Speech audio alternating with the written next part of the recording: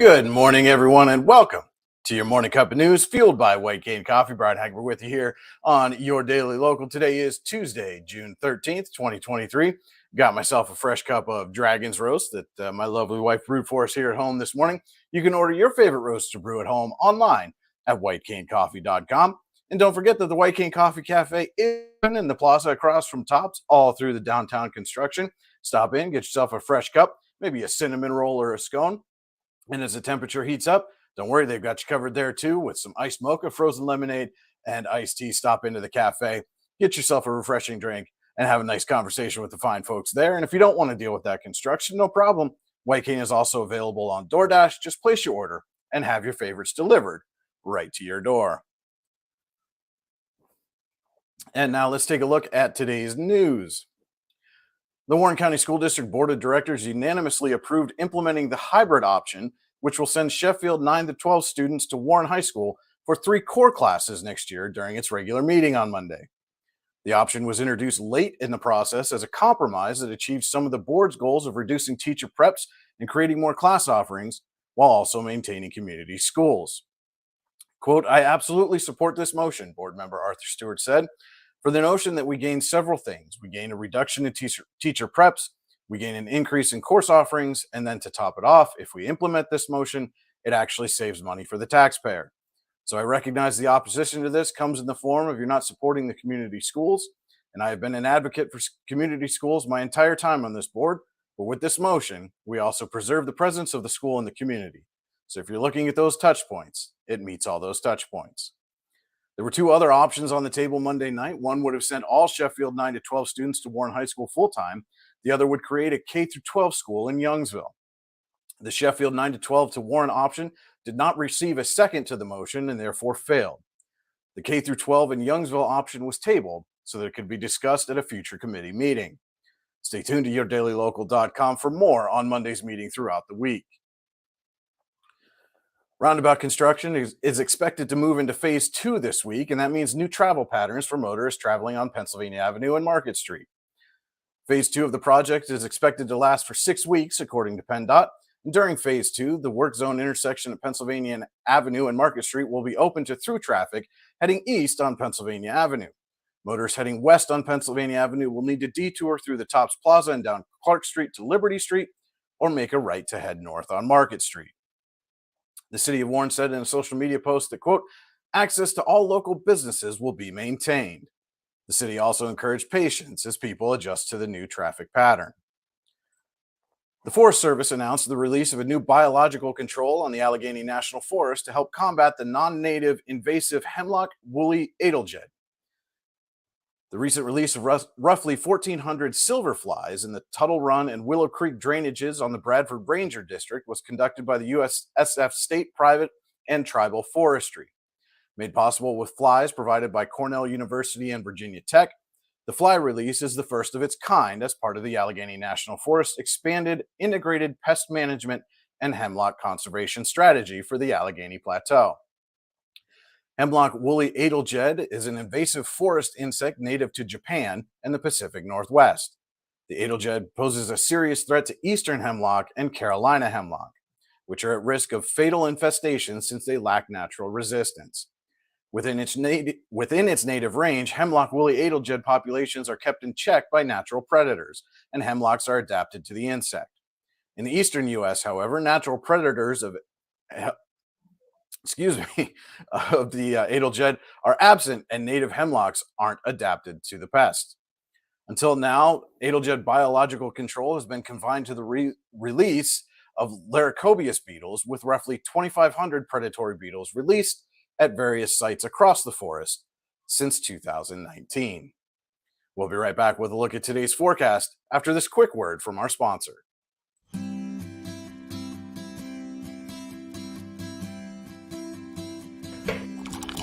Providing a great cup of coffee and a better life for the blind and disabled. White Cane Coffee, because every cup makes a difference. And welcome back to your morning cup of news fueled by White Cane Coffee. Brian Hagberg with you here on yourdailylocal.com. And now let's take a look at today's weather from the National Weather Service in State College. Today we can expect a chance of showers and thunderstorms primarily after 4 p.m. There might be some patchy fog this morning, but that should clear out by 9 a.m. Overall, we will see increasing clouds throughout the day. Temperatures will reach a high near 69 degrees, and the winds will be coming from the southwest at 5 to 13 miles an hour, with gusts as high as 20. Chance of precipitation is around 30% today, and we can anticipate new rainfall amounts of less than 1/10 of an inch, although those amounts could be higher if those thunderstorms occur. Moving on to tonight, we can expect showers and possibly a thunderstorm before 1 a.m., followed by showers after 1 a.m.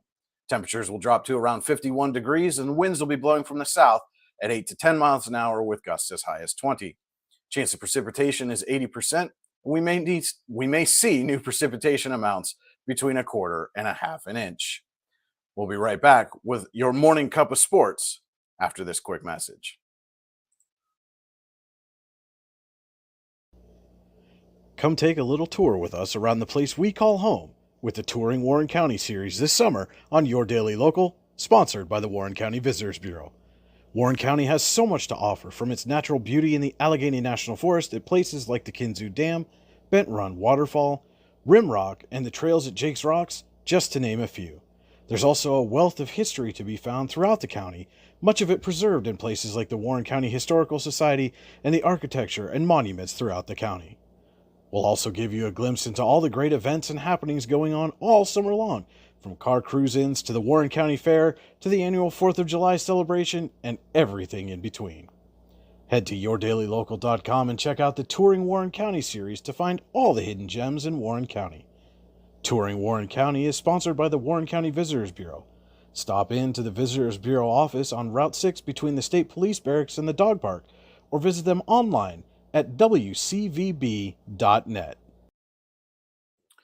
Now we're going to send it over to my colleague Andy Close for your morning cup of sports. Good Tuesday morning, June the 13th, 2023. It's time for your morning cup of sports, fueled by White Cane Coffee. The calendar may say June, but football season will be here before you know it. But the outgoing seniors will actually get to celebrate the start of the season at the Big 30 All-Star Charities Classic in Bradford on August the 5th at 7 p.m. from Parkway Field, the 50th anniversary of the game. 9 Warren County players have been selected to play, including 5 from Eisenhower.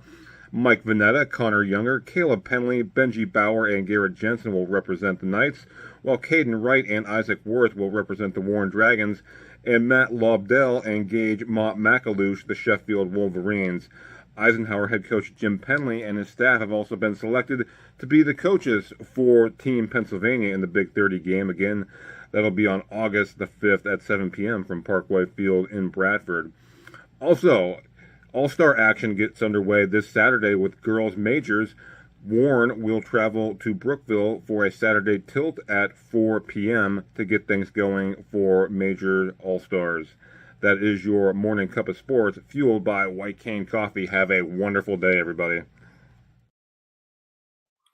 Thank you so much for that look into sports, Andy. And don't forget to tune into yourdailylocal.com throughout the day for all the news you need when you need it. You can also like, subscribe, and follow us on Facebook, YouTube, Instagram, and Twitter. Just search Your Daily Local on your favorite social media channel and hit that like, subscribe, or follow button. You can also subscribe to our weekly email newsletter. Just click subscribe to our newsletter on yourdailylocal.com, enter your email address, and get the newsletter delivered right to your inbox. Don't forget to tune in every weekday morning at 8:30 a.m. for your morning cup of news, fueled by White Cane Coffee, and every Saturday morning at 9:30 a.m. as White Cane Coffee presents Coffee and a Conversation. Our guests this week will be representatives from Warren County Pride. Tune in Saturday morning to find out what all you can expect from Warren County Pride again this Saturday. That'll start at 11 a.m. down at Betts Park. It's a great conversation, and certainly one that you won't want to miss. Thank you so much for watching today. I hope everyone has a wonderful Tuesday. And remember, if you change one life, you change the world. Cheers. You know what would make that better? A cup of White Cane Coffee. Wow, that really is great coffee. White Cane Coffee, because every cup makes a difference. It's not just about music lessons.